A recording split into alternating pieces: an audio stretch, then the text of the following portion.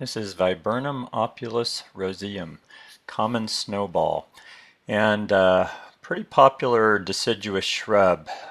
It's very large, but as you can see here, it's very distinctive, large, white, round flowers in spring are the reason for its popularity, much like a hydrangea flower in ways, but very showy.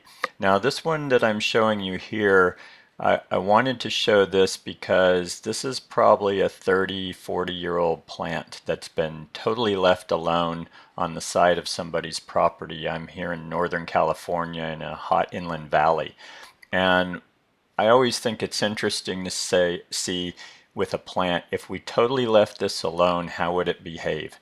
Well, here's our answer. So this is about 15 feet tall and wide, and it's going to look gangly for sure, but look how much it's flowering. And here's a close-up of the flowers. Those are about probably 3 to 4 inch diameter, by the way. They're sterile flowers, so they don't go to seed. There's no issues there.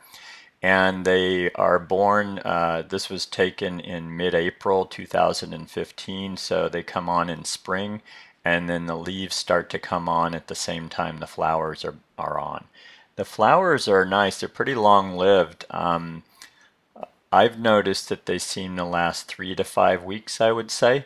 And I read that these can actually bloom during the summer as well, although I've not really witnessed that myself. So I consider this in design a specimen shrub, and I use those sparingly in the landscape in a design. But if there was ever a plant to kind of celebrate spring coming on, this is the one. It's quite a show. These are also great to cut and bring in the house. So the other thing to note here is we have very low humidity, and in the summer it's below 20%. And this plant is surviving with no irrigation whatsoever, and we don't get any rain for 6 months or more between May and October generally here where we are. So what's impressive to me is how, and we're in the midst of our worst drought in history, 4th year of very intense drought and high temperatures, and so this plant is surviving all of that. So I would never have pegged this for a drought resistant shrub, but there you go. It's doing what it needs to get by, and actually it looks quite nice. Now, if you're using this in design, you can certainly keep it smaller than this. Most people do. This picture you're about to see here is in somebody's garden in my area, and that's about 8 feet wide by 6 feet tall. And very easy, because it's deciduous, to maintain a size more like this. So I'd say 5 feet diameter minimum to really let it look okay, and probably 6 to 8 feet tall and wide would be a reasonable size to keep these.